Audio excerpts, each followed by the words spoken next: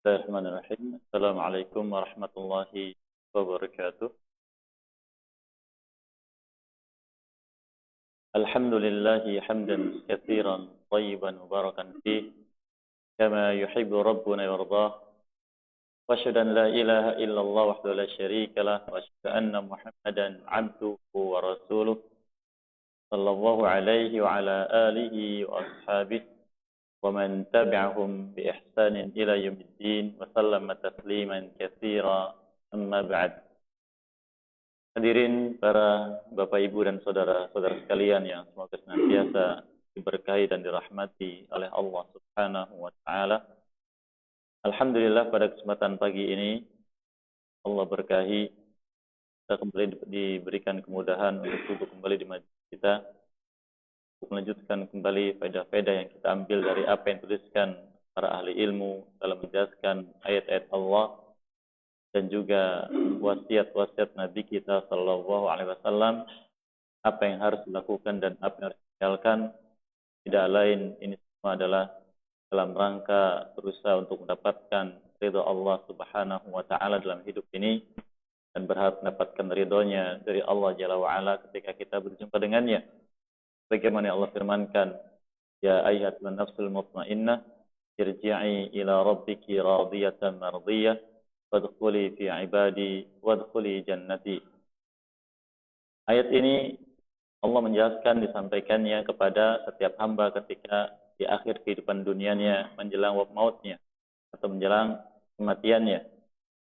Para malaikat rahmat mengatakan, Allah sebutkan di sini, wahai jiwa yang tenang, saatmu kembali kepada Tuhanmu.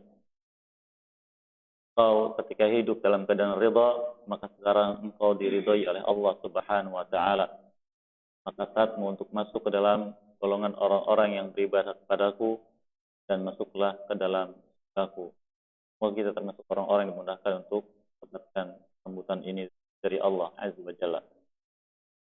Jemaah sekalian rahimani wa iyyakum, kita masih bersama faedah dari kitab Al-Manahi Asy-Syar'iyyah atau Al-Mawsu'ah Al-Manahi Asy-Syar'iyyah, kumpulan atau ensiklopedi larangan-larangan dalam Islam yang wajib untuk dijauhi, yang ditulis oleh Fadilatul Syekh Salim bin Aid Al-Hilali hafizallahu taala.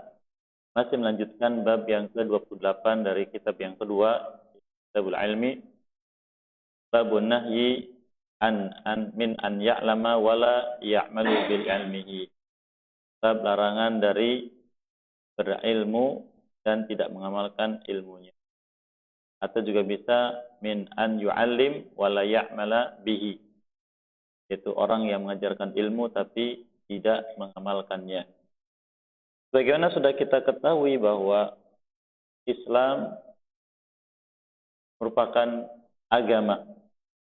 Dan agama adalah amal yang dibangun di atas ilmu. Dan sudah disebutkan di majlis yang lalu beberapa ayat tentang wasiat Allah agar kita berilmu dan celaan beramal tanpa ilmu. Demikian juga sebaliknya, penjelasan Allah akan kemurkaannya kepada orang yang menyampaikan ilmu tapi dia tidak beramal dengan ilmunya.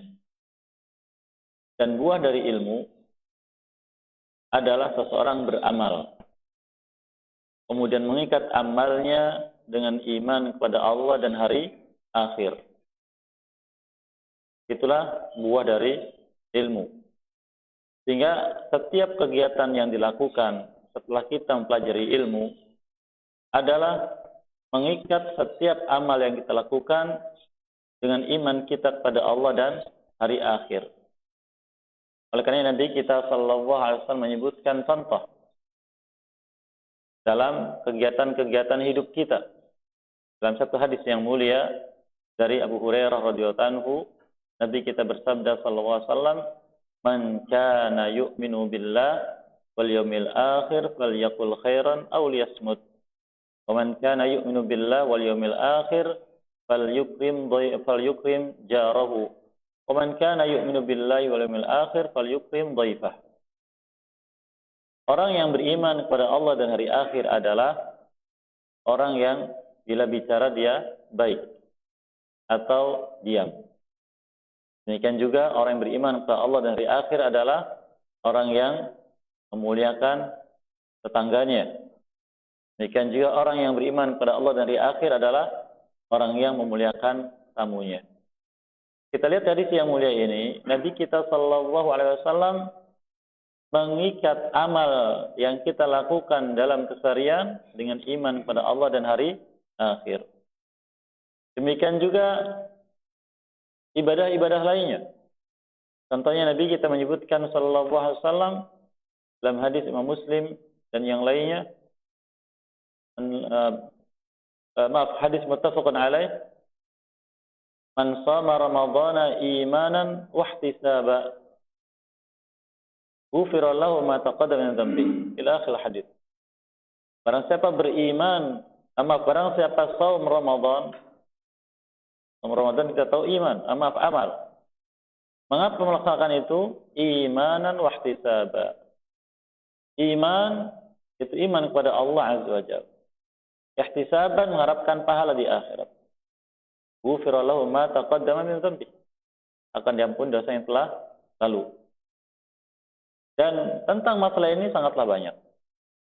Makanya setiap orang yang sudah berilmu, pelajari ilmu, maka mengikat kegiatan hidupnya dengan iman. Laksanakan amal ini karena Allah. Mengharapkan balasan dari Allah. Itulah buah dari ilmu. Nah, apabila kita beramal belum sampai pada kadar itu, maka siap-siaplah kita bersedih nanti di hadapan Allah Azza wa Jalla. Karena akan merugi. Kita beramal dengan banyak amal, tapi ternyata tidak berarti sama sekali bagi kita. Seperti yang Allah sebutkan dalam surat Al-Ghasyiyah, hal ataka hadithul ghasyiyah wujuhu yawmidin khashi'ah amilatun nasibah tasla narun hamiyah. Tahukah engkau tentang siapa Al-Ghasyiyah? Itu mereka orang-orang yang ketika di mahsyar wajah-wajah mereka penuh dengan rasa takut. Ya. Padahal mereka ketika di dunia amilatun nasibah, amalnya nasibah banyak, terlihat menjulang tinggi. Tasla narun hamiyah, tapi tetap masuk neraka yang membakar mereka. Maka setelah kita memunculkan buah dari ilmu, yaitu beramal karena iman kepada Allah dan hari akhir, maka apapun yang kita lakukan diikat dengan itu. Maka wasiat Nabi kita SAW ketika kita sudah larut dengan dunia, dengan perhiasannya, dengan kenikmatannya, sehingga menjadi lalai. Lalai itu bukan meninggalkan lalai itu, yaitu mengerjakan tapi asal-asalan. Bahasa kita biasanya dikatakan gugur kewajiban. Yang penting beramal saleh. Maka salat mulai ditunda dikerjakan di akhir waktu. Walaupun mengerjakan, tapi mendapatkan celaan dari Allah Azza wa Jalla. Allah firmankan, fawailul lil musallin alladzina hum an salatihim sahun. Laknat dari Allah Azza wa Jalla. Celaka bagi orang yang salat, yang mereka lalai dari salatnya, yaitu mengakhirkan pelaksanaan waktunya. Demikian juga kalau sudah muncul dari kita hobi atau suka mengumpulkan harta, baik di tabungan kita atau koleksi barang-barang, di rumah penuh dengan barang-barang perhiasan yang membuat kita senang, yang melalaikan dari zikir kepada Allah, dan dengan itu membandingkan harta kita dengan orang lain, lalu timbul sifat merendahkan orang lain dinilai dari keduniaan ini, maka siap-siap mendapatkan celaan dari Allah. Allah berfirman, wailul likulli humazatil lumazah alladzi jama'a malahu wa 'addadah yahsabu anna malahu akhladah. Celaka bagi orang yang hidupnya suka merendahkan orang lain dengan mengumpat, dengan merendahkan dengan perbuatan, isyarat atau dengan ucapan, yang mereka kesehariannya hanya mengumpulkan harta dan menghitung-hitungnya, menyangka bahwa hartanya akan mengekalkannya dalam hidup di dunia. Maka kalau kita sudah begitu, ini akibat dari tidak mengikat amal kita dengan iman kepada Allah dan hari akhirat. Kalau sudah begitu, maka cari sebab-sebab yang menghadirkan kembali iman kita kepada Allah dan hari akhir, agar tidak lagi seperti tadi. Apa kata Nabi sallallahu alaihi wasallam? Pertama, ziarah kubur. Dia katakan zurul kubur fa innaha tudzakirukum al-akhirah. Ziarah kubur. Nah, itu mengingatkan kalian kepada akhirat. Bahwa saya nanti juga akan masuk ke dalam lingkungan ini, tinggal di sini. Walaupun terlihat banyak penghuninya, tapi masing-masing sendiri-sendiri menanggung akibat amal. Ya, ingat pada akhir. Yang kedua, ingat bahwa hidup kita terbatas. Nabi kita menyebutkan SAW, aksiru min zikri hadimil lazzat. Perbanyaklah dengan mengingat sesuatu yang dapat memutus kelezatan hidup, yaitu kematian. Yang ketiga, melihat orang-orang yang lebih rendah dari kita dari sisi dunia keduniaan. Tapi kita menyebutkan sallallahu alaihi wasallam, "Unzuru ila man huwa asfala minkum wa la tanzuru ila man fawqakum wa ajdaru alla yazdari nikmatallah." Atau kama qala sallallahu alaihi wasallam. Lihatlah kalian orang-orang yang lebih rendah dari kalian dari sisi dunia. Jangan kalian lihat yang lebih tinggi dari kalian. Karena itu lebih pantas untuk kalian untuk tidak menyepelekan, merendahkan nikmat Allah Azza wa Jalla. Yang keempat, lihatlah sejarah manusia-manusia yang sudah Allah limpahkan perhiasan dunia, kenikmatan dunia, baik kekuasaan seperti Fir'aun, atau jabatan seperti Haman, atau bisnis dan kekayaan seperti Qarun. Kemana mereka sekarang? Mereka sekarang binasa, tinggalkan semuanya dan semuanya hancur. Maka ambil pelajaran. Dan yang kelima, ingat bahwa manusia akan menyesal ketika apa yang dia miliki dari dunia tidak digunakan untuk dapatkan kebahagiaan akhirat. Allah firmankan di surat Al-Haqq di antaranya, penyesalan dari orang-orang seperti itu. Maka Allah menyebutkan, wa amma man utiya kitabahu bishimalih. Adapun orang yang diberi catatan amalnya dari sebelah kiri, wa yaqulu ya laitani lam uta kitabiyah. Katakan, oh celakanya aku, tandanya aku tidak mendapatkan catatan ini dari kiri. Falam adri ma hisabiyah. Hal ini disebabkan karena aku dulu tidak peduli dengan hari terhisab ini. Mengatakan, ya laitani kanatil qadiyah. Oh seandainya ya belum ditentukan ketetapan hukum ini oleh Allah Subhanahu wa ta'ala. Kemudian menyesal dari apa yang sudah dilakukan. Dia mengatakan, aghna anni maliyah. Ternyata hartaku yang aku miliki, yang aku usahakan tidak bermanfaat sama sekali sekarang. Halaka anni sultaniyah. Kekuasaan yang aku miliki dulu juga sudah hancur, tidak berarti. Itu penyesalan. Sehingga adalah kita mengingat yang seperti itu agar tidak terjadi yang demikian pada diri kita.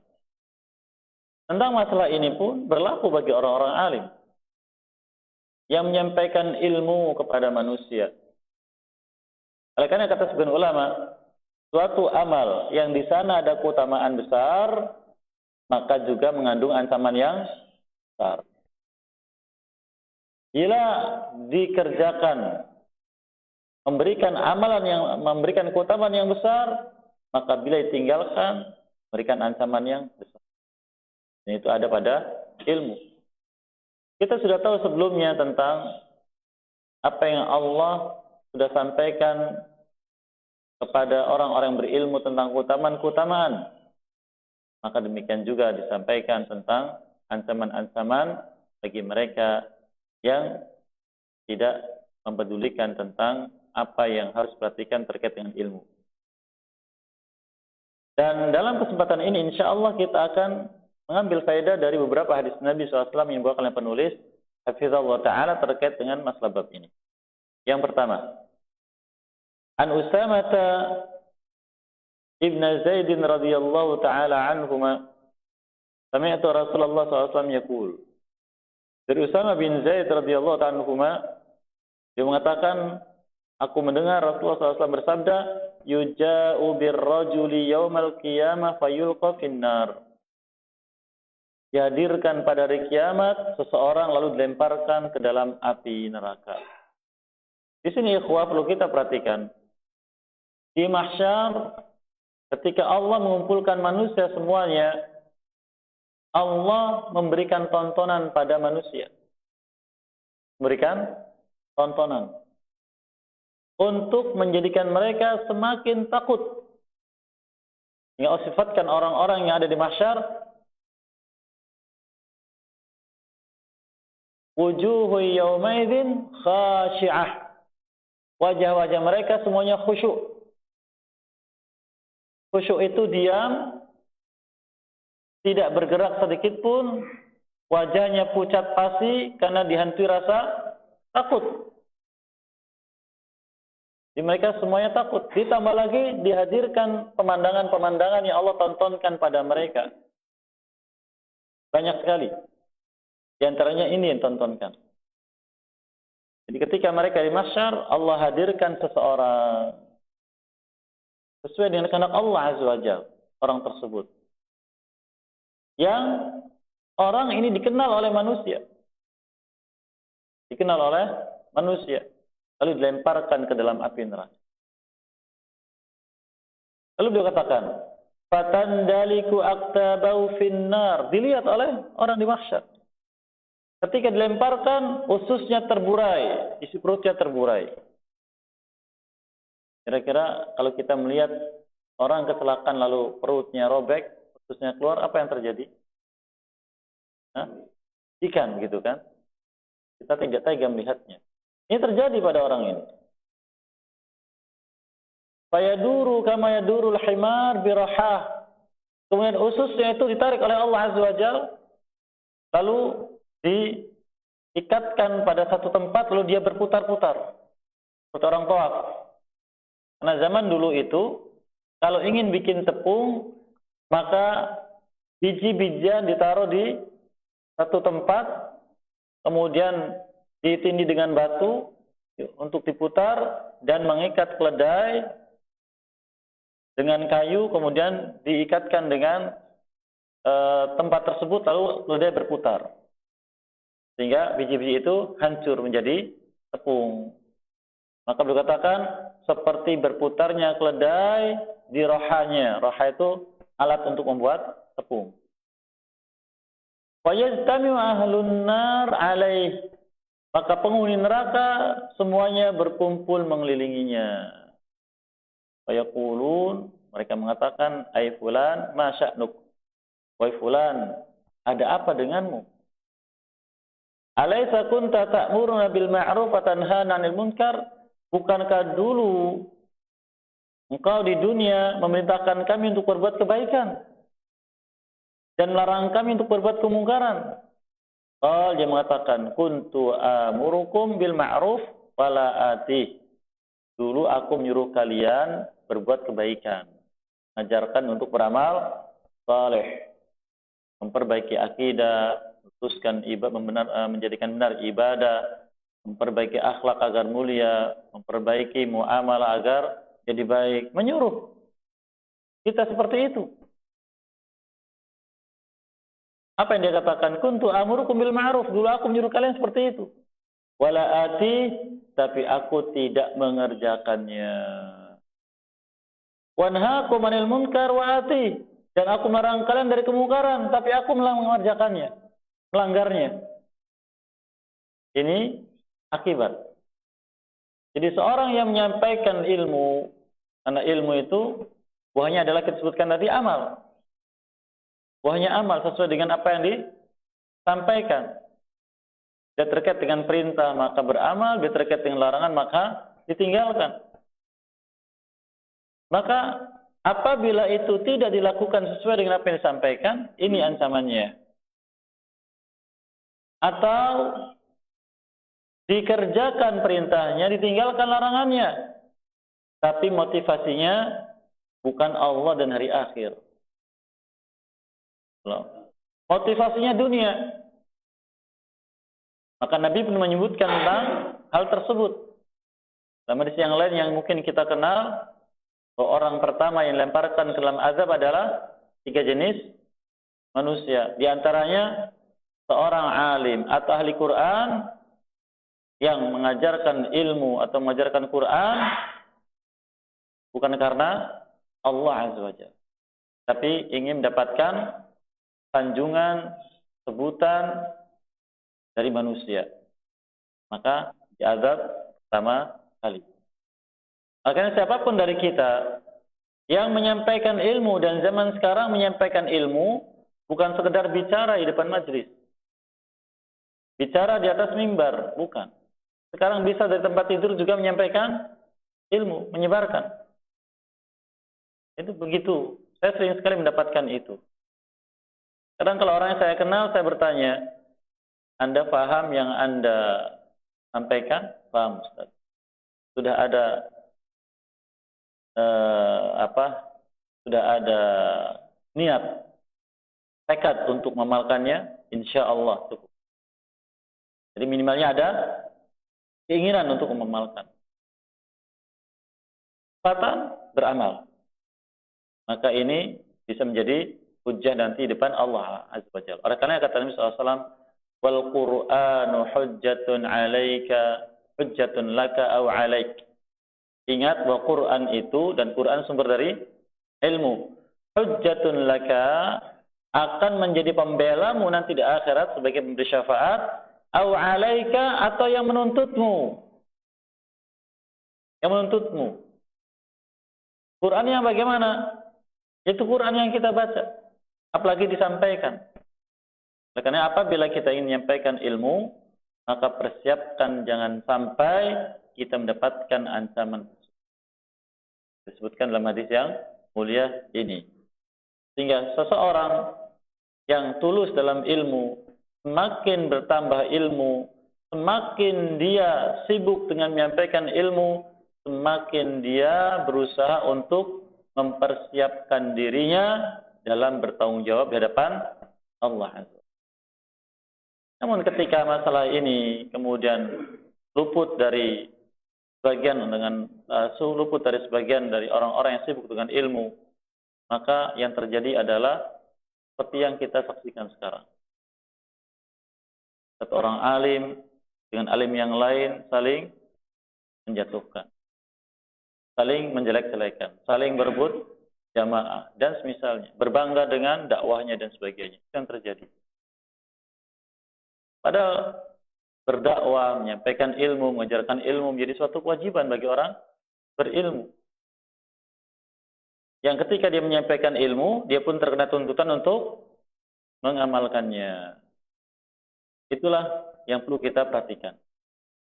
Bahwa kita ketika mempelajari ilmu, harus bisa ilmu yang kita dapatkan ini membuahkan buahnya. Menghasilkan buahnya, yaitu apa tadi? Beramal karena iman kepada Allah dan hari akhir, diikat. Itu yang harus kita lakukan. Jadi bukan hanya amal, bukan. Tapi amalnya kenapa? Karena apa? Sehingga seorang yang beramal karena iman kepada Allah dan hari akhir, seandainya pun dia tidak mendapatkan bagian dunia, tidak masalah. Karena bagian dunia, apalagi yang dijanjikan oleh pembuat syariat atau penyampai syariat terkait dengan amal tertentu, itu bonus.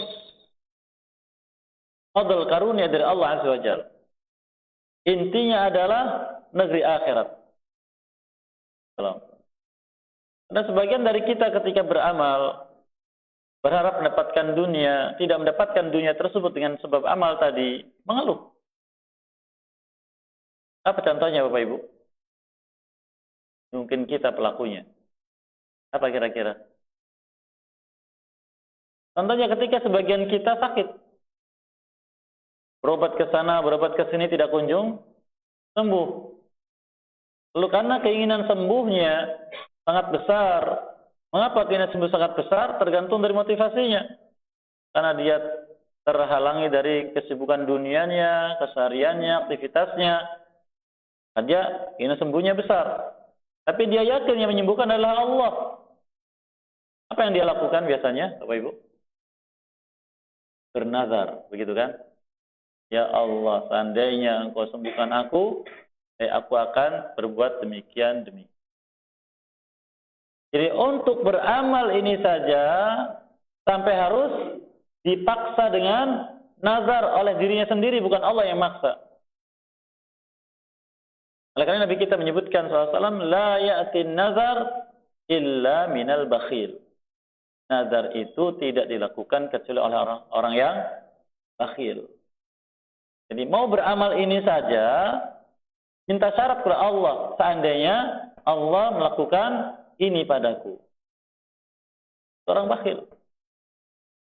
Kenapa begitu? Karena dia merasa terhalangi dari dunianya. Tapi orang yang mengikat amalnya dengan iman kepada Allah dan hari akhir, maka dia akan senantiasa ridha. Begini keadaan hidupnya, ini baik untuk saya karena ketetapan Allah, ridha. Demikian yang dia dapat, kebalikannya pun demikian, seperti itu. Oleh karena Nabi kita menyebutkan SAW pujian bagi orang beriman, ajaban li amril mu'min inna amrahu kullahu khair. Wa laysa dzaka li hadin illa lil mu'min. Menakjubkan hidupnya orang beriman, semuanya baik, dan itu tidak dijumpai kecuali hanya ada pada diri orang beriman. In asabathu sarra syakara fakana khairan lahu. Jika mendapatkan hidup yang lapang, yang menyenangkan, yang bahagiakan, dia bersyukur, itu baik untuknya. Wa in asabathu dharra sabara wa kana khairan lahu.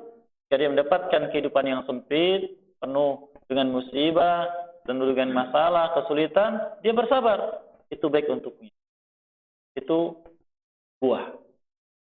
Nah, kita yang mana? Karena tidak ada keluh kesah dari mereka dalam menghadapi keadaan-keadaan hidup di dunia ini. Ya, senang bersyukur, susah bersabar, itu saja hidupnya. Nah, ini yang perlu kita perhatikan. Nah, kalaupun beramal yang di sana memang ada keutamaan dunia, kalau dapat bersyukur pada Allah Azza wa Jalla. Kalau tidak, memang amal saya bukan untuk itu. Amal saya adalah untuk bisa melihat wajah Allah dan mendapatkan kenikmatan di akhirat. Itu yang diinginkan. Karena kita sebagian sampai mengeluh pada Allah, ya Allah, mengapa Engkau tidak berikan keutamaan itu? Padahal aku sudah demikian. Sampai menagih kepada Allah. Walaupun kata sebagian ulama, boleh kalau itu bentuknya adalah tuntutan atau doa. Yang tidak boleh itu kalau sudah menyampaikan pada manusia. Katanya silaturahim itu membukakan rizki, mendatangkan rizki. Aku sudah silaturahim ke sana kemari, sampai saudara yang jauh, tapi buktinya rizkinya tetap begini. Nah, kalau sudah mengeluh pada manusia, tercela. Tapi kalau mengeluhnya kepada Allah, maka tidak masalah. Bahkan itu dianjurkan oleh Allah SWT. Seperti yang disyaratkan tentang doa Nabi Yaqub alaihissalam, innama ashku bathi wa huzni ilallah wa a'lamu minallahi ma la ta'lamun. Yang aku mengeluhkan kepada Allah kesusahan hidupku ini dan juga kesedihanku. Dan aku mengetahui dari Allah hikmah sesuatu, mengetahui dari Allah hikmahkan sesuatu. Apa yang kalian tidak ketahui. Oleh karena orang-orang yang menyisihi ketentuan syariat, maksud tadi orang yang mengajarkan ilmu. Ketika orang semacam itu sudah tergoda dengan perhiasan dunia, dengan kenikmatan dunia, tergoda. Sehingga dia tidak melakukan apa yang harusnya dia lakukan, dan tidak meninggalkan apa yang harusnya dia tinggalkan. Padahal dia tertuntut oleh keadaannya. Namun disimpangkan oleh hawa nafsu. Ya, dia tidak melakukan apa yang menjadi kewajiban untuknya dalam masalah-masalah yang dia sampaikan. Kemudian yang kedua, penulis mengatakan an Abi Barzah Al-Aslami radhiyallahu ta'ala anhu. Dia mengatakan qala Rasulullah sallallahu alaihi wasallam. Rasulullah SAW bersabda, "La tazulu qadama 'abdin yaumal qiyamati hatta yus'ala an umrihi fima afnah wa an ilmi fima fa'ala wa an mali min aina iktasaba wa fima anfaqah wa an jismihi fima ablah." Tidaklah dua kaki setiap hamba melangkah, diizinkan melangkah oleh Allah SWT pada hari kiamat nanti, sampai dia ditanya oleh Allah pertama tentang umurnya, untuk apa dihabiskan umur dari sejak balik sampai ajal datang, untuk apa dihabiskan. Di sini setiap detik akan ditanya oleh Allah Subhanahu, dan setiap detik kita beramal. Setiap detik kita beramal, setiap detik itu juga akan ditanya oleh Allah untuk apa umur kita dihabiskan. Di Bapak Ibu sekalian, kalau kita melihat gerak jarum merah di dinding, di jam penunjuk waktu kita, itu berlaku tuntutan amal. Tuntutan amal yang Allah ridha. Bukan amal yang saya suka. Kalau kita ingin menilai diri kita ini termasuk orang yang saleh atau bukan orang yang saleh, lihatlah amal kita. Dalam waktu yang kita lalui, lihatlah amal kita. Kalau kita sudah bisa beramal dengan sesuatu yang Allah suka, menurut Allah baik, berarti kita hamba yang saleh. Tapi kalau amal kita masih apa yang saya suka, atau fulan suka, maka belum jadi hamba yang saleh. Sekarang contoh, mengapa Bapak Ibu ketika mendengar azan datang ke masjid? Mengapa? Kan itu amal saleh, Ustaz, betul, ada syariatnya. Tapi apa alasan Bapak Ibu datang ke masjid?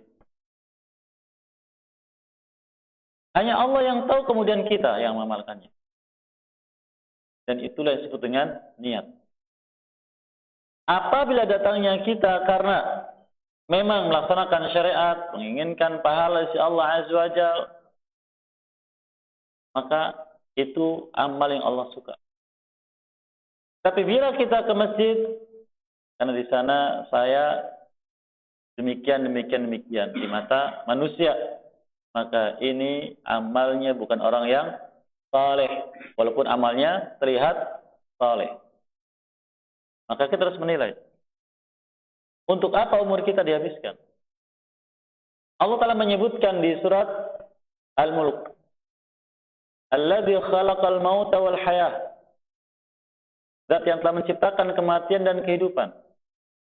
Untuk apa? Liyabluwakum, untuk menguji amal-amal kalian.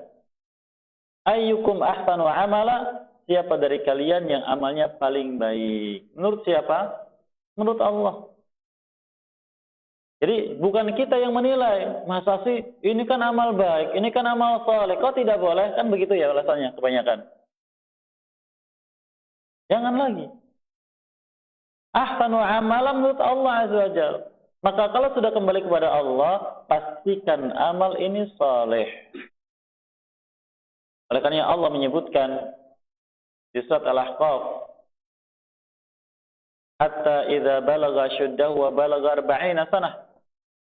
Sehingga ketika manusia itu mencapai usia baligh dan mencapai usia 40 tahun. Meninggalkan masa anak-anak. Sekarang pertanyaannya, hikmah Allah Azza wa Jalla menyebutkan masa baligh dan masa 40 tahun. Meninggalkan masa anak-anak. Ada apa di sini? Ini yang jarang kita cermati. Masa sebelum baligh, masa subhanallah Allah berikan keringanan. Apa itu? Perbuatan apapun yang dilakukan oleh anak Adam yang belum mencapai usia baligh tidak Allah anggap. Apapun perbuatannya,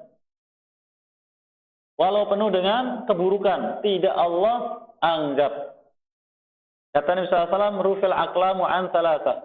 Catatan amal dengan pena diangkat, yaitu belum diberlakukan dari 3 jenis manusia. Di antaranya ansabiyyin hatta yahtalim. Dari anak-anak sampai mereka mencapai usia ihtilam, itu usia baligh. Dan masa anak-anak kita mengalami, masa apa itu Bapak Ibu? Ya, masa apa itu? Masa berbuat apa yang saya suka. Ya kan? Bahkan sampai tengah malam pun kalau saya pengen main, ya main. Dilarang, marah atau nangis. Gitu kan? Kalau saya pengen ini, ya ini. Tidak peduli orang lain maunya apa. Maka itulah masa anak-anak. Kemudian masuk masa baligh, maka harus sudah bisa meninggalkan kebiasaan apa yang saya suka, tapi kepada apa yang Allah suka. Ketika sudah mencapai usia baligh. Dan ketika sampai usia 40 tahun sudah dipastikan. Karena antara usia baligh sampai 40 tahun, kebiasaan apa yang saya suka masih berlaku. Tapi kalau sudah 40 tahun, amalnya harus murni apa yang Allah suka. Maka disebutkan hatta idza balagha syuddahu wa balagha 40 sanah, disebutkan dalam bentuk doa. Barangkali Bapak Ibu rajin baca doa ini.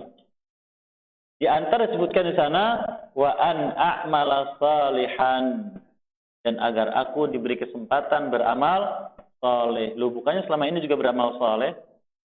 Ini ada catatan sedikit Bapak Ibu. Wa an a'mala salihan, apa kelanjutannya? Yang hafal? Tardahu. Yang engkau ridho dengan amal tersebut. Ini rahasia.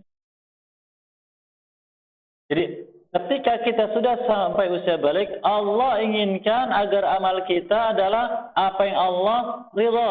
Itu yang disebut dengan ahsanu amala. Bukan apa yang saya ridha lagi, bukan. Dan kalau sudah sampai 40 tahun, sudah fokus.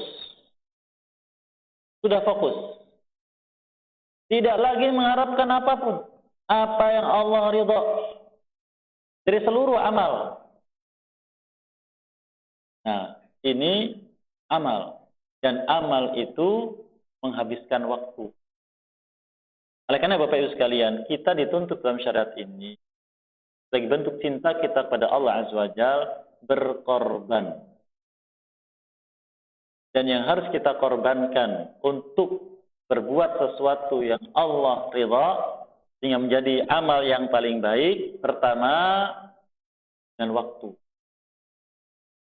Waktu kita harus kita habiskan sebagai bentuk pengorbanan kepada Allah di jalan Allah. Di jalan Allah. Yang kedua, fisik kita, tubuh kita ini harus kita gunakan sampai tidak lagi mampu bergerak di jalan Allah juga. Yang ketiga, dunia yang kita miliki, apapun, yang dengannya kita menikmati nikmat dunia, hidup dunia ini. Maka kita gunakan di jalan Allah. Kita diberikan kemudahan oleh Allah memberi kendaraan. Untuk apa ini? Untuk sesuatu yang Allah ridhai. Kegiatan-kegiatan dunia yang Allah ridhai. Dan semisalnya. Itu 3 hal. Yang kedua, yang pertama umur. Maafna, untuk apa dihabiskan umurnya. Dan umur ini dihabiskan yang Allah inginkan untuk zikir. Umur yang Allah berikan pada kita, Allah inginkan agar dihabiskan untuk berzikir. Dan Nabi kita SAW mengiringi setiap kegiatan hidupnya dengan zikir. Allah menyebutkan di surat Fatir ketika menyebutkan tentang teriakan ahli neraka. Wal'adzubillah, semoga kita tidak termasuk di dalamnya. Allah berfirman, "Wa hum yastarikhuna fiha, Rabbana akhrijna na'mal salihan ghairal ladzi kunna na'mal." Berteriak, kata Allah. Mereka berteriak dalamnya, mengatakan, "Wahai Allah, wahai Rabb kami, keluarkan kami dari sini, agar kami nanti di dunia bisa beramal dengan amal saleh, bukan amal yang dulu kami pertama kali hidup." Apa kata Allah? Awalam nu'ammirkum ma yatadzakkaru fihi man tadzakkar. Bukankah kami dulu sudah memberikan umur pada kalian yang harusnya digunakan untuk berzikir seperti yang sudah digunakan oleh orang-orang yang berzikir. Lihat tempatnya orang berzikir. Allah katakan di surat Al-Ahzab, "Wadz-dzakirinallaha katsiran wadz-dzakirat, a'addallahu lahum maghfiratan wa ajran karima." Laki-laki dan perempuan yang banyak berzikir kepada Allah di dunia ini, dipersiapkan bagi mereka ampunan dosa dan balasan yang mulia. Itu surga Allah Azza wa Jalla. Termasuk dalam yang dimaksudkan dalam ayat ini. Itu. Oleh karenanya, biasakan kita berzikir. Iringi kegiatan hidup kita dengan berzikir. Baik. Yang kedua, wa'an ilmi fima fa'al. Ini yang dimaksudkan dalam bab ini. Lafaz hadis ini. Dan tentang ilmunya, apa yang diamalkan? Apa yang diamalkan? Kalau kita tidak punya ilmu, maka kita tertuntut. Karena kita diberi alat untuk mendapatkan ilmu sudah kita lewati. Allah firmankan di surat Al-Isra, "Wala taqfu ma laysa laka bi'ilmun inna sam'a wal basara wal fu'ada kullu ulaika kana 'anhu mas'ula." Jangan kau mengikuti apa yang kau tidak punya ilmunya. Karena pendengaran, penglihatan dan hati semua akan ditanya. Ditanya khusus. Kalau di alam hadis ini ditanya ilmunya. Ketika ya Allah, saya tidak tahu, saya tidak punya ilmu tentang itu. Allah tanya, bukankah sudah diberi pendengaran, sudah diberi penglihatan, sudah diberi hati yang merupakan sarana dari Allah diberikan pada setiap orang untuk mendapatkan ilmu. Dengannya dipelajari ilmu. Mengapa tidak digunakan? Kalau mengatakan saya tidak tahu, saya tidak punya ilmu, Allah sebutkan dengan alat-alat tadi. Karena ketika 3 alat tadi tidak digunakan untuk ilmu, seperti disebutkan di surat Al-A'raf, "Laqad zara'na fi jahannam katsiran minal insi wal jin." Minal jinni wal insi. Kami sudah tempatkan dalam jahanam, atau kami tetapkan dalam jahanam ini penduduknya kebanyakan dari jin dan manusia. Apa yang menyebabkan mereka masuk ke dalamnya? Allah katakan, "Lahum qulubul la yafqahuna biha." Mereka itu diberi hati oleh Allah, diberi akal, tapi tidak digunakan untuk faqih dalam ilmu, menyimpan ilmu. Sehingga tengoklah Bapak Ibu, hati kita tersimpan apa dalam hati kita ini. Kalau ingin tahu apa yang tersimpan dalam hati kita, cobalah perhatikan ucapan-ucapan kita, karena ucapan ini cermin dari keadaan hati. Kalau kita masih suka berdendang, berarti yang tersimpan adalah apa itu? Syair-syair lagu. Tapi kalau kita suka lantunkan ayat-ayat Allah, berarti yang tersimpan adalah ilmu. Itu saja. Diberi hati, diberi akal, tidak digunakan untuk menyimpan ilmu. Yang kedua, walahum a'yunul la yubsiruna biha. Mereka diberi mata tapi tidak untuk melihat. Melihat apa? Melihat ilmu. Tidak digunakan untuk melihat mushaf Al-Quran, tidak digunakan untuk melihat orang yang menyampaikan ilmu, dan sebagainya. Yang ketiga, wahum adzanul la yasma'una biha, dan mereka diberi telinga tapi tidak digunakan untuk mendengar ilmu. Bawaannya benci kalau mendengarkan bacaan Quran, kalau mendengarkan nasihat agama, kalau mendengarkan pelajaran tentang ilmu, bawaannya benci. Ini hati-hati.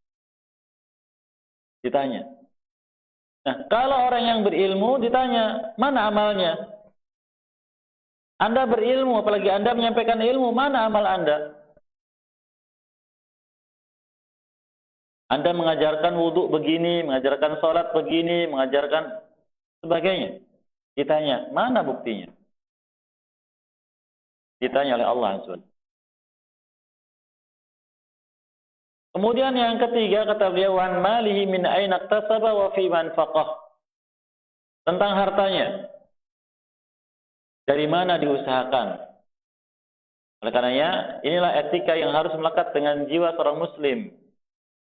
Untuk mendapatkan penghasilan harus ada kriterianya, yaitu halal. Itu. Yang zaman sekarang, dan ini merupakan ciri dari akhir zaman, la yubal atau la yubali min aina akhadha. Sudah lagi tidak peduli dari mana mendapatkan penghasilan. Yang penting bekerja, honor besar, itu yang ada pada benak manusia zaman ini, khususnya kaum muslimin. Tidak lagi memperhatikan nanti tanggung jawabnya bagaimana ketika ditanya oleh Allah Azza wa Jalla. Karena yang dilakukan itu adalah masih apa yang saya mau, apa yang saya suka. Belum sampai pada apa yang Allah suka, apa yang Allah ingin. Belum lagi seperti itu. Sehingga kita yang rajin duduk di majelis ilmu, sudah harus berubah penilaian hidup ini. Bukan lagi menjalankan kegiatan apa yang saya suka, tapi apa yang Allah, termasuk dalam penghasilan. Karena disebutkan oleh para ulama tentang sikap-sikap dari orang-orang saleh terdahulu. Contohnya ucapan seorang istri pada suaminya. Ya fulan barakallahu fik. Bertakwalah kepada Allah dalam masalah nafkah. Cukupkan yang halal. Kami lebih ridha menanggung kekurangan daripada berlebihan tapi berhadapan dengan ancaman azab. Itu wanita-wanita salihah zaman dulu. Dan zaman sekarang juga masih ada walaupun sangat sulit untuk mendapatkannya. Kebanyakannya bagaimana? Fulan kerja. Hasilkan yang banyak. Kebutuhan kita begitu banyak. Ambil dari mana saja. Yang penting tertutupi. Sehingga walaupun simpanannya sudah berlimpah, masih ambil juga dari yang tidak halal. Bisa kita lihat kasus-kasus korupsi, begitu kan? Mereka itu sudah banyak simpanannya. Sudah Allah berikan karunia yang banyak, tapi masih mengambil dari yang bukan haknya. Ya, benarlah sabda Nabi kita menyebutkan SAW. Manusia itu apabila sudah diberi 1 lembah emas, masih ingin yang kedua. Terus begitu. Dan berakhir kapan? Mulutnya diisi dengan tanah, sudah berhenti. Itu tabiat manusia. Firmankan surat Al-Fajr, tuhibbunal mala hubban jamma. Bahkan kalian cintanya pada harta begitu besarnya. Allah firmankan, wa ta'kuluna turata aklan lamma. Kalian memakan warisan harta di dunia ini begitu rakusnya. Saya ketika melihat sebagai contoh, ada orang yang angan-angannya begitu jauh dari sisi duniawi. Punya lahan, katakan 1000 meter. Ditanam tanaman yang bisa menghasilkan hasil yang besar. Apa itu, Pak? Tanaman yang hasilnya besar. Itu haram, Pak, jelas, Pak. Pohon jati. Pohon jati berapa lama, Pak? 20 tahun, Pak, ya. Dia berpikir tidak, usia saya sampai tidak 20 tahun. Ya kan? Ditanam. Kalau dia ingat, ya saya tanam ini untuk keturunan saya. Nah, tetap dunia urusannya. Seperti itu. Itulah manusia memang. Nah, kita ini harus sudah berubah cara pandang, cara pikir. Min aina tasaba, dari mana kita dapatkan, wa fi ma anfaqa, belanjanya pun kemana. Sehingga pembelanjaan harta itu harus tepat. Jangan sampai ada pada sesuatu yang Allah tidak suka. Yang ketiga. Yang keempat, wan jismi fi ma'ablah, dan tentang fisiknya badan kita ini. Selama kita hidup, untuk apa sampai tidak mampu lagi digerakkan? Untuk apa? Mereka sebutkan kisah dari seorang ulama, Ali Zainal Abidin rahimahullah ta'ala, ketika beliau diamputasi kakinya. Ketika sudah selesai proses amputasi, beliau menciumnya dan sambil meneteskan air mata.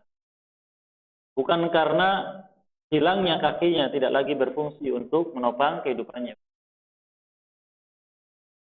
Beliau menangis terharu sambil mengatakan, selama ini aku gunakan untuk ketaatan di jalan Allah. Sudah tidak lagi berfungsi kakinya. Sampai seperti itu. Nah, kita bagaimana? Oleh karenanya dianjurkan bagi kita sekalian, sering-seringlah duduk seorang diri bermunajat dengan Allah Azza wa Jalla. Mengingat masa lalu kita, khususnya 4 perkara ini. Kalau ada perkara-perkara yang sampai detik ini yang kita lakukan tidak Allah suka, istighfar kepada Allah Azza wa Jalla. Mohon ampun kepadanya. Itu perlu kita lakukan untuk memperingan tanggung jawab nanti di hadapan Allah ketika pertanyaan ini betul-betul disampaikan kepada masing-masing kita. Kalaupun ternyata usia kita banyak lalai, ketika kita sudah melakukan istighfar, melakukan taubat di dunia ini, Allah maafkan. Insya Allah. Begitu juga dengan ilmu. Ya mungkin kita selama ini suka menyampaikan, suka berbagi, walaupun lewat tulisan, yang belum sempat saya bisa beramalnya, bukan karena tidak mau beramal, Allah maafkan. Begitu juga dari penghasilan kita, ternyata yang kita belum tuntas dalam membersihkannya, kita mohon ampun kepada Allah, Allah maafkan. Demikian juga dengan tubuh kita ini, selama ini kita gunakan bukan pada jalan yang Allah suka, kita mohon ampun kepadanya, Allah maafkan. Begitu. Khususkan waktu. Berikutnya beliau katakan, An Anas bin Malik radhiyallahu taala anhu qala, qala Rasulullah sallallahu alaihi wasallam, ra'aitu lailatan usriya bi. Pada saat malam aku Isra, diperjalankan oleh Allah dari Masjidil Haram ke Masjidil Aqsa. Aku diperlihatkan kepadaku. Dan tentang cerita semacam ini murni iman isinya. Itu yang dilakukan Abu Bakar As-Siddiq radhiyallahu anhu. Tidak kemudian bagaimana tidak. Ini masalah gaib. Diperlihatkan kepadaku rijalan tuqradu syafahuhum bimaqarib min nar. Diperlihatkan kepadaku manusia-manusia ya yang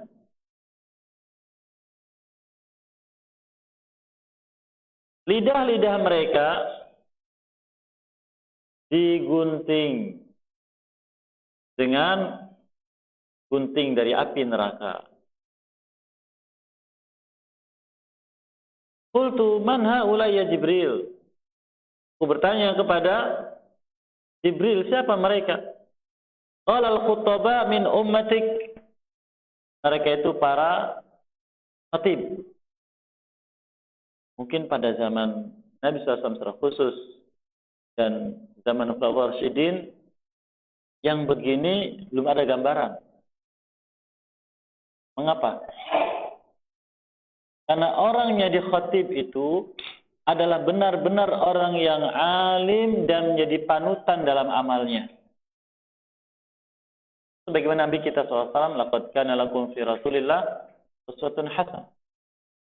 Telah ada teladan yang baik untuk kalian semua pada diri Rasulullah SAW.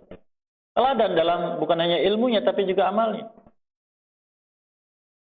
Mereka orang pertama beramal dengan apa yang mereka sampaikan. Ini belum tergambar. Baru tergambar khususnya pada zaman kita ini. Jika khotib Jumat yang naik bagaimana? Bukanlah orang alim. Tapi yang penting berani menyampaikan khutbah. Sampai saya pernah mendapati, mungkin pernah cerita beberapa kali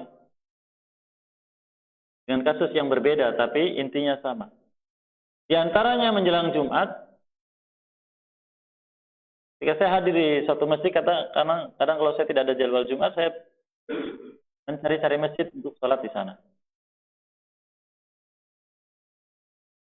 Saat itu awal Ramadan.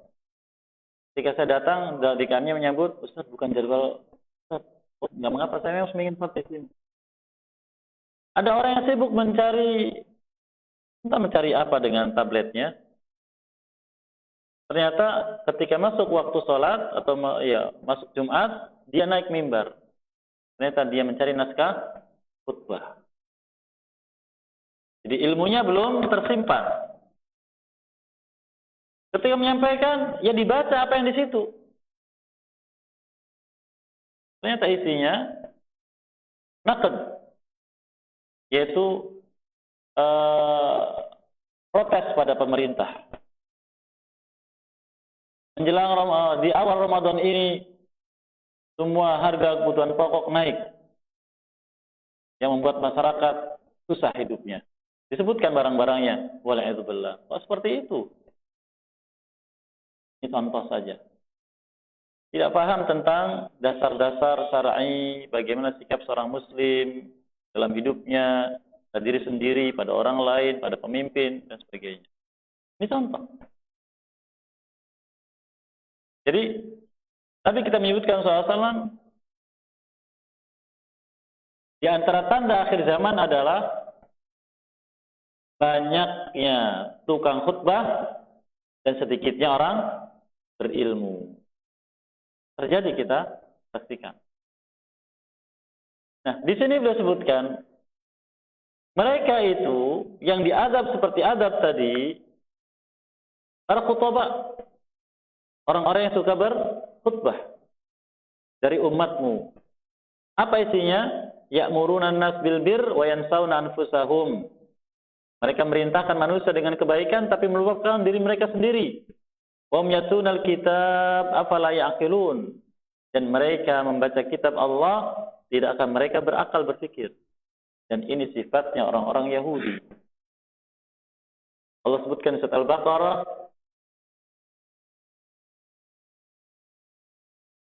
Atakmuruna bil birri wa tansawna anfusakum antum tatlunal kitab. Afala ta'qilun? Persis seperti hadis ini. Jadi menyampaikan ayat-ayat Allah, menyampaikan tentang perintah, menyampaikan tentang larangan, tapi perintahnya tidak dikerjakan, larangannya malah dilanggar. Ini harus kita waspada dari hal ini dan berlindung pada Allah dari setiap burukan yang diancam dengan azab. Dikatakan an Jundab bin Abdullah, qala Rasulullah sallallahu alaihi wasallam. Hadis lain juga katakan, "Mathalul 'alimi alladhi yu'allimu an-nas al-khair wa yansa nafsahu kamathalis siraj yudhi'u lin-nas wa yuhriku nafsahu." Permisalan orang alim yang mengajarkan kebaikan pada manusia tapi melupakan dirinya, seperti siraj, lilin, lampu dari minyak atau semisalnya. Lampu ini menerangi manusia tapi membakar dirinya. Oleh karenanya permisalan orang-orang alim terdahulu mengatakan,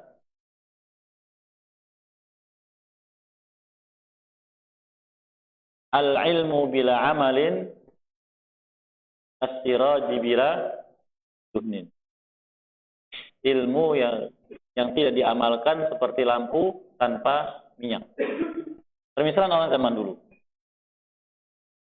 Kalau lampu tanpa minyak berarti bagaimana? Tidak nyala. Nah, kalau penyampai ilmu tanpa amal seperti lampu yang terbakar. Jadi jangan sampai kita seperti itu. Oleh karenanya, waspadalah dari ilmu yang kita sudah dapatkan, apalagi kita sampaikan ketika kita berat untuk mengamalkannya. Beramalah sebagai bentuk iman kita kepada Allah dan berharap dengan itu kita mendapatkan kebaikan di akhirat di sisi Allah Jalla wa'ala. Kemudian fikih dari bab ini yang merupakan nasihat dari penulis Hafidh Ta'ala, beliau katakan, man lam ya'mal bi'ilmihi aw khalafa fi'lu qawlahu istahaqqa asyaddal azab waqbahahu wasna'ahu. Barang siapa yang tidak mengamalkan ilmu yang dimiliki, apalagi disampaikan, atau menyisihi perbuatannya apa yang disampaikan dari ucapannya, maka dia berhak mendapatkan azab yang paling berat dan yang paling buruk. Wa faddahahu Allah 'ala ru'usil khalaiq fi nari jahannam haitsu tukhraju masarinuhu fayaduru hawlaha hadzal 'alam wa fayaduru hawlaha hadzal 'alim al-mutashaddiq athar-thar kama yadurul himar. Bahkan bukan hanya diancam dengan azab yang paling buruk, tapi juga akan Allah ungkap aibnya, dihinakan di depan manusia penghuni neraka ketika sudah masuk dalam negeri tersebut, wal'adzubillah, yaitu dipertontonkan di depan mereka dengan dikeluarkan isi perutnya, lalu berputar sekitar tempat diletakkan oleh Allah orang tersebut untuk berputar. Itu disebabkan karena dia berilmu, tapi lisannya bicara sesukanya tanpa peduli pada amal. Wan nasu tanzuru ilaih, dan manusia melihat kepadanya, wa ta'jab min hayatihi, dan terkejut dengan keadaannya tersebut. Fayansikuhullah bidzanbihi taubikhan lillahi wa tabkitan li amsalihi. Maka Allah menyuruh dia untuk bicara, untuk mengungkapkan dosanya sebagai penghinaan untuk dirinya di hadapan Allah, dan agar menjadi perhatian bagi manusia agar tidak menjadi orang semacam itu. Nasallahu salama minal hasrati wa nadama yaumil qiyamah. Kita minta kepada Allah keselamatan, dijauhkan dari hal-hal yang dapat membuat kita rugi dan menyesal di hari kiamat nanti. Wallahu a'lam bishawab. Inilah akhir dari yang bisa kita ambil faedahnya dari bab yang mulia ini. Semoga Allah senantiasa menjaga kita dari keburukan dan memudahkan kita untuk bisa melaksanakan apa yang Allah ridha dari perbuatan kita. Wallahu a'lam bishawab. Barangkali ada yang ingin disampaikan, dipersilakan Bapak Ibu. Silakan.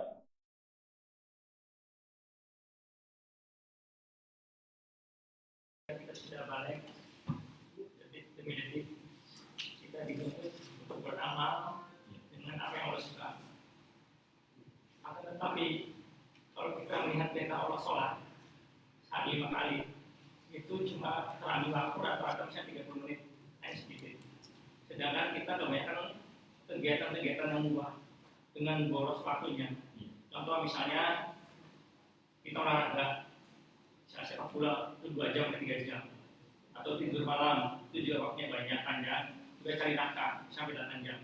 Nah, batasan apa yang sifatnya mubah tersebut menjadi nilai ibadah? Misalnya kita bekerja, karena kita kalau jadi terlambat, kita bergaul dengan perempuan tidak terjaga dan lain sebagainya. Nah, yang saya tanyakan, gimana ya sifatnya mubah tersebut menjadi nilai ibadah sesuai yang disebut Allah. Baik, barakallahu fikum. Bismillah, alhamdulillah, wassalatu wassalamu ala rasulillah wa ba'd. Pertama, agar apa yang kita lakukan dalam menjalani berlangsungnya waktu pada hidup kita, karena hidup ini adalah meniti waktu. Sebagaimana kata Al-Imam Al-Hasan Al-Basri rahimahullah, "Innama anta ayyam, kullama madha ba'duha madha ba'duk." Kau ini tidak lain adalah hari demi hari.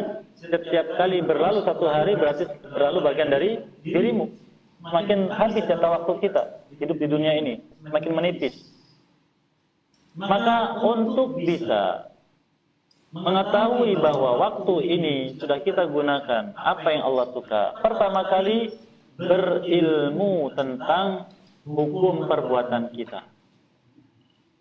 Dan hukum perbuatan itu ada 5 dalam ilmu fikih. Ada wajib, ada sunnah, ada mubah, ada makruh, ada haram. Makruh dan haram ini dilarang. Wajib dan sunnah diperintahkan. Mubah terkait dengan tabiat manusia. Maka pertama kali kita lihat amal kita ini, kegiatan kita ini masuk yang mana? Yang wajib atau yang sunnah? Apakah masuk yang haram atau makruh? Kalau sudah ini haram, bukan wajib ya, haram atau makruh, ini haram atau makruh, tinggalkan. Nah, sekarang contoh ringan tentang manusia menilai yang makruh, tapi dikerjakan. Umumnya di masyarakat kita ini ya menilai makruh itu apa? Rokok, ya kan? Kata mereka rokok makruh. Berarti secara ucapan makruh tahu kalau itu dilarang. Sedangkan kaidahnya apa yang diperintahkan dikerjakan, apa yang dilarang ditinggalkan, itu kaidahnya. Maka ketika tahu ini makruh, harusnya apa itu? Kalau makruh berarti dilarang, ditinggalkan. Karena Allah suka kalau ditinggalkan. Tapi kan makruh. Kalau dikerjakan, apa berarti alasannya? Karena saya suka, begitu kan? Orang yang mengatakan makruh tapi melaksanakan karena saya suka. Tapi kalau makruh itu masuk bagian dari larangan, ditinggalkan. Karena iman kepada Allah Azza wa Jalla. Baik, sekarang kita lihat. Perbuatan saya lakukan ini masuk yang mana? Apakah wajib atau sunnah? Ataukah haram atau makruh? Maka sesuai dengan itu disikapi. Baik, sekarang ada perkara-perkara mubah yang itu terkait dengan tabiat manusia. Kaidahnya, tidak ada satu amal pun yang dilakukan manusia yang dia sadar tidak bernilai. Jadi paham ya Bapak Ibu? Tidak ada satu amal pun yang dikerjakan manusia yang dia sadar tidak bernilai. Tidak ada. Mesti bernilai. Apakah nilai baik atau nilai buruk? Dari mana kita tahu? Dari Al-Quran. Dari firman Allah diantaranya surat Az-Zalzalah. Fama ya'mal mithqala dzarratin khairan yarah. Dan siapa beramal kebaikan walau kadarnya sangat kecil, dia akan melihatnya. Wa may ya'mal mithqala dzarratin syarran yarah. Barang siapa beramal keburukan walaupun kadarnya kecil, dia melihatnya. Ada tidak bernilai? Tidak ada. Maka mubah itu adalah suatu kegiatan yang terkait dengan tabiat manusia. Contohnya tidur, makan, jalan ke sana, jalan ke sini, mubah. Lalu bagaimana agar mubah ini menjadi amalan yang baik, yang Allah suka? Maka pertama kriterianya dilakukan untuk menunjang zikir kepada Allah. Yang kedua, dilakukan bukan karena lalai, sampai kemudian meninggalkan, merusak yang wajib atau yang sunnah. Yang ketiga, tidak mengandung unsur-unsur yang dilarang. Dan yang keempat, tidak mencelakakan diri. Contoh, tadi tidur malam. Tidur itu tabiat makhluk. Tabiat makhluk. Tidak tidur tabiat khaliq. Sifat dari khaliq Allah Azza wa Jalla. La ta'khudhu sinatu wala naum. Allah tidak sentuh ngantuk apalagi tidur. Maka kalau ada makhluk tidak tidur, aib. Ya kan? Ya Allah, fulan itu selama 1 pekan siang malam tidak tidur. Berarti orang itu sakit, ya tidak? Maka tidur malam tabiat manusia boleh.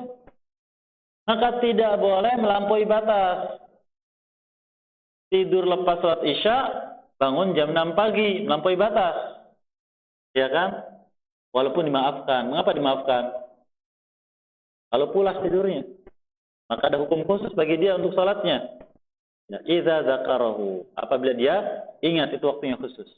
Tapi kalau dia dengar azan subuh bangun, tapi tidur lagi, nah ini tidurnya menjadi aib begitu. Demikian juga olahraga, silahkan, karena kita ini butuh olahraga. Nabi sendiri olahraga. Apalagi manusia zaman dulu dalam awal perkembangan Islam, mereka butuh ketangkasan fisik. Butuh sekali. Dan mereka itu olahraga. Kita kalau membaca bagaimana para sahabat berperang, kita akan takjub luar biasa. Tidak akan kita jumpai tokoh-tokoh semacam itu dimanapun, kecuali para sahabat. Mereka berperang itu, walaupun badannya kecil, bagaimana? Kekuatannya luar biasa. Kita bukan hanya melihat tokoh seperti Khalid bin Walid radhiyallahu anhu yang luar biasa keberanian, bukan hanya itu. Tapi sahabat yang tidak dikenal pun kalau kita gali biografinya, ternyata keberaniannya tidak kalah. Mereka bangga ketika mendapatkan luka fi sabilillah. Bacalah seorang tokoh misalkan saudara dari Anas bin Malik radhiyallahu anhu. Beliau bernama lah itu, saya dilupakan. Ya? Siapa Pak? Hah? Barra bin Malik. Al-Barra bin Malik radhiyallahu anhu. Ketika perang Yamamah melawan Musailim al-Kadzdzab, kaum muslimin sempat terdesak. Sampai sebagian sahabat mengubur kaki agar tidak kabur, melarikan diri. Karena dahsyatnya perang begitu lama berhari-hari. Sampai kemudian ketika pasukan muslim terdesak, mengurung di benteng yang kuat dan tinggi, kaum muslimin tidak ketemu jalan. Apa kata Al-Barra? Bantu saya untuk naik ke tembok benteng, aku turun, aku bukakan pintu. Sampai di komentar yang lain, engkau mau bunuh diri? Tidak. Aku akan melakukan sesuatu yang dengannya terbuka pintu benteng. Dan Allah berkahi beliau. Itu contoh keberanian yang langka.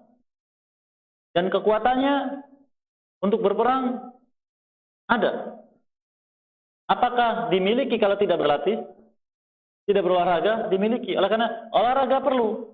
Tapi untuk apa? Kalau untuk menunjang ketaatan, maka ini kebaikan. Tapi kalau sampai olahraga di sana nongkrong, ya kan, buang-buang waktu sampai sekian jam, maka ini tercela.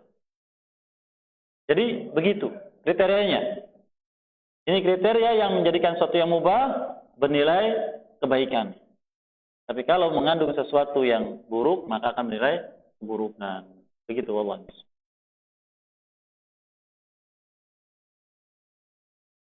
Masih Bapak Ibu? Silakan Pak. Ini berkaitan dengan apa namanya azan tadi. Karena kan kita kadang-kadang kita ini kalau berdoa ini kan cepat-cepat dikabulkan gitu. Ya, rasa doa kita bernada. Ini bagaimana supaya kita tuh jangan sampai kita itu benar tadi kan apa pahit gitu ya. Iya. Boleh tapi pahit gitu. Penjelasan lagi. Baik, barakallahu fikum. Saya tanya kembali, Pak. Mengapa ingin segera dijawab? Hawa nafsu, ya kan? Hawa nafsu. Karena orang yang berilmu, ketika dia berbuat amal, dia akan mengetahui hikmah dari amal itu. Itulah maksud dari ilmu, sampai hikmahnya. Doa. Mengapa saya berdoa? Pertama karena ibadah. Maka setiap kali saya mengatakan Rabbana atau Allahumma, berarti saya sedang ibadah. Nabi kita menyebutkan ad-du'a wal ibadah. Doa adalah ibadah. Ini yang pertama. Yang kedua, ketika saya mengatakan dan berdoa, berarti saya melakukan apa yang Allah suka. Wa qala rabbukum ud'uni astajib lakum. Rabb kalian berfirman langsung kepada kalian, berdoalah kalian kepadaku. Allah perintahkan. Kalau perintah Allah dilaksanakan, suka atau tidak Allah? Suka. Contohnya taubat. Allah menyebutkan, ya ayyuhalladzina amanu tubu ilallah taubatan nasuha. Allah berfirman di surat Al-Baqarah, innallaha yuhibbut tawwabin. Ini Allah suka pada orang yang bertaubat. Maka bila perintah Allah dikerjakan, Allah suka. Yang kedua. Yang ketiga, jawaban dikembalikan kepada Allah, bukan kepada kita. Tapi Allah berjanji, astajib lakum. Aku pasti menjawabnya. Namun Allah memberikan kriteria kapan doa itu dijawab, ada syaratnya. Tidak cuma-cuma, tidak. Kalau cuma-cuma banyak orang berdoa, Allah beri, bisa jadi jawaban itu justru membuat mereka semakin jauh dari Allah. Tapi Allah berikan kriteria. Itu Al-Baqarah. Ujibu da'watad da'i idza da'an. Aku akan menjawab doa siapapun yang berdoa kepadaku. Falyastajibuli wal yu'minu bi. Syaratnya dua. Istijabah kepada Allah dan beriman kepada Allah. Nah, sekarang tengok iman kita bagaimana. Sesuai belum dengan yang Allah inginkan? Allah alam. Istijabah kita apa itu istijabah? Segera untuk menunaikan apa yang Allah perintahkan. Segera meninggalkan apa yang Allah larang. Bagaimana kita? Nah, jadi kitanya sendiri sebenarnya belum memenuhi kriteria. Tapi walaupun kriterianya belum terpenuhi, kalau dasar-dasar qabul doa, diterimanya doa itu ada di iman, kemudian tidak mengandung unsur-unsur yang menghalangi dijawabnya doa, makanan yang haram dan semisalnya, maka Allah berikan. Namun kata para ulama, diberikan jawaban doa itu dengan beberapa ketentuan. Kembali kepada hikmah Allah Azza wa Jalla. Ketentuan yang pertama, diberikan langsung saat diminta. Bila ini di sisi Allah mengandung kebaikan bagi orang berdoa. Dikabulkan doa, dia semakin saleh. Contohnya doa istisqa. Umar radhiyallahu anhu istisqa, lalu meminta pamannya bisa semalam berdoa. Lalu selang berapa lama hujan turun. Allah kabulkan langsung. Karena ada maslahat bagi hamba Allah untuk ketaatan mereka. Yang kedua, ditunda waktu. Kapan? Hanya Allah yang tahu. Orang yang sakit parah, ya Allah, hamba mohon kesembuhan kepadamu. Apakah langsung sembuh? Tidak, berjalannya waktu. Mungkin sepekan, 2 pekan, sebulan, 2 bulan. Tapi Allah tersiapkan. Kalau memang dia pantas mendapatkannya. Yang ketiga, disimpan untuk balasan di akhirat. Tapi itu sebagai balasan, Pak. Disimpan untuk balasan di akhirat. Dan yang keempat, Allah alihkan untuk sesuatu yang dibutuhkan oleh hamba tersebut. Dialihkan. Di antaranya kata sebagian ulama, ketika seorang sering berdoa kepada Allah minta kebaikan, disebutkan kebaikannya apa? Allah tidak berikan, tapi digantikan dengan kebaikan yang lain. Misal seseorang terhindar dari kecelakaan. Itu di antara bentuk barokahnya doa. Allah gantikan dengan sesuatu yang lebih manfaat bagi dia. Namun kita tidak menyadari tentang hal tersebut. Oleh karena Umar bin Khattab radhiyallahu anhu, beliau ketika berdoa menyebutkan alasannya. Aku berdoa karena aku tahu doa adalah ibadah. Maka kalau aku berdoa, berarti aku sudah ibadah. Adapun jawaban, Allah sudah menjamin. Bagi siapapun yang berdoa, Allah akan jawab doanya. Begitu, Allah. Cukup Bapak Ibu. Saya kira demikian. Mohon maaf atas kesalahan dan kesalahan. Mohon maafkan semua dan paling baik semua diberkahi dan mudahkan bisa mengamalkannya. Dan semoga senantiasa menjadikan kita tetap istiqomah di atas jalan yang lurus sampai kita berjumpa dengannya dalam keadaan demikian.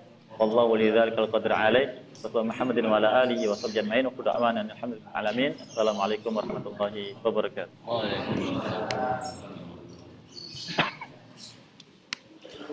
Assalamualaikum warahmatullahi wabarakatuh. Kami sampaikan bahwa